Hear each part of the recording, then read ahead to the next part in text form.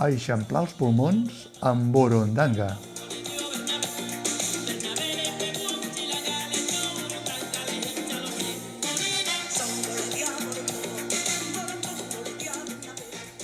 El dramaturg Àngel Guimerà va haver d'estrenar Terra Baixa el 1896 a Madrid, al Teatre Espanyol, 2 anys abans que arribés al Teatre Romea de Barcelona, passant primer per Tortosa i Gràcia. Coses de la vida. Més de 116 anys després, a Jordi Galceran li va passar una situació similar. Va estrenar l'obra Burundanga a Madrid, al Teatre Meravilles, i la seva entrada a Barcelona es va produir via Sala Freiheit i Festival Temporada Alta. Finalment, va aterrar a la Villarroel, l'abril del 2012, fa més de 20 anys, on els espectadors van fer el ple.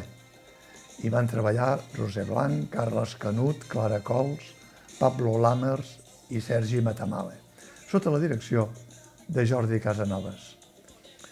El Teatre de l'Eixample, no gaire lluny de la Villarroel, ha repescat ara aquesta obra de l'autor del mètode Gronholm, el Crèdit o la recent Fitzroy. I així, l'obra Burundanga té una nova oportunitat per una nova generació d'espectadors i per a aquells que la vulguin recordar amb un repartiment, esclar, totalment nou. A Jordi Galceran l'avala l'espaterrant èxit internacional del mètode Gronholm, comèdia nascuda d'un T6 del TNC i que només alguns vam veure de seguida que faria un llarg recorregut fora dels corrents institucionals. Burundanga és una comèdia de rerefons romàntic amb DN feliç, com a les pel·lícules rosa, amb petó inclòs. Malgrat això, Burundanga és una obra intemporal, capaç de resistir diverses generacions, com es pot veure ara amb aquesta repesca de l'Eixample Teatre, que ja es va intuir que podria ser reposada anys a venir, com passa amb algunes de les millors comèdies clàssiques que s'importen d'autors anglesos o nord-americans best-seller. Si Jordi Galceran fos yanqui o anglès, estaria considerat ja com un dels comediògrafs més remarcables d'entre segles. Aquí, però, els reconeixements van més lents i són gasius, i el gènere de la comèdia encara és titllat pejorativament de subgènere comercial, per qui, quan no les poden haver, diuen que són verdes.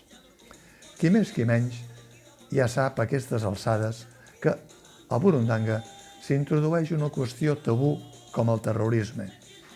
I el que potser no se sap tant és que la Burundanga en qüestió és el nom popular d'una droga sud-americana, sembla que oriunda de Colòmbia, que, administrada amb nocturnitat i mala intenció, fa perdre la voluntat de qui la ingereix, fins al punt que, transcorreguts els primers minuts fora del món i després d'una bona dormida, els afectats no recorden res del que han dit o del que ha passat.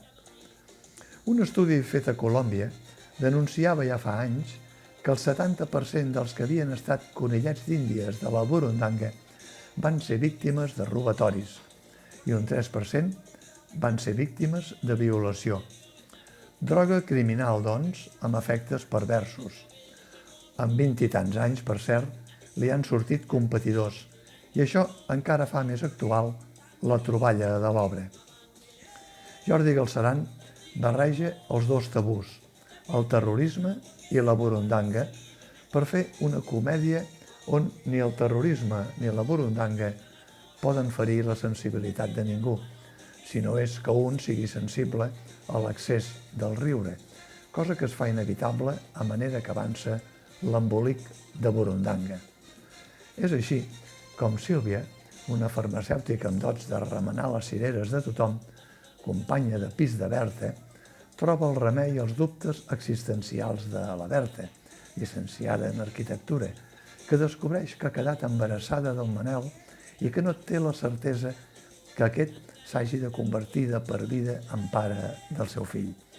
Però entremig hi ha el Gorka, un jove cuiner basc, amic del Manel, que arriba a Barcelona amb la intenció de dur a terme alguna missió.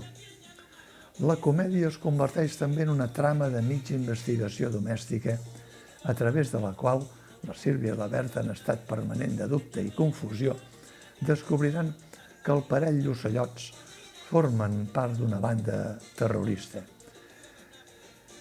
I el segrest que Manel i Gorka porten a terme d'un empresari sense escrúpols, exrevolucionari català dels temps del franquisme, colla fins al límit la morrieria i l'humor de l'obra. I aquí és prudent que el comentarista es mossegui la llengua i deixi la sorpresa in crescendo per a descoberta dels espectadors. Dir ara que Burundanga és la comèdia, o almenys una de les millors comèdies estrenades aquí, resulta potser massa evident, però cal repetir una vegada més perquè en poques ocasions es confabulen positivament l'experiència d'un dramaturg de pes, ja veterà, com Jordi Galceran, i la vitalitat i la passió d'una companyia com la de l'Eixample Teatre, que fa de l'humor la seva etiqueta de presentació i que ha reunit en les últimes temporades, de manera constant i silenciosa, milers d'espectadors amb ganes d'eixamplar, valgui la redundància, els pulmons.